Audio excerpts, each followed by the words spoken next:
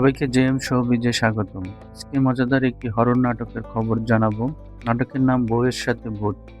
নিলয় আলমগীর ও জান্নাতুল সুমাইয়া হিমি অভিনীত নাটক বউয়ের সাথে ভূত। সম্প্রতি নাটকের একটি প্রোমো প্রকাশিত হয়েছে।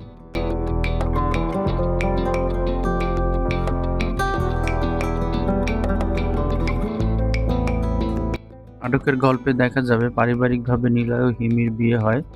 বিয়ের রাতে হিমি গাছের উপর উঠে বসে। এ নিয়ে ঝামেলার সৃষ্টি হয়।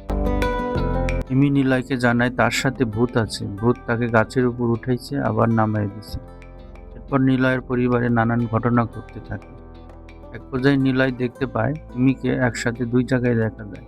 কখনো দেখা যায় হিমি একজনকে পানিতে চোবাচ্ছে, ঠিক সে সময় হিমি অন্যজনকে রুটি বানিয়ে খাওয়াচ্ছে। এরকম জমজমাট হরর কাহিনী নিয়ে আসছে নাটক বউয়ের সাথে ভূত। আসল রহস্য জানতে নাটকটি পাবলিশ হওয়া পর্যন্ত অপেক্ষা করতে হবে। এনএফ এন্টারটেইনমেন্ট চ্যানেলে খুব শীঘ্রই নাটকটি প্রচারিত হবে।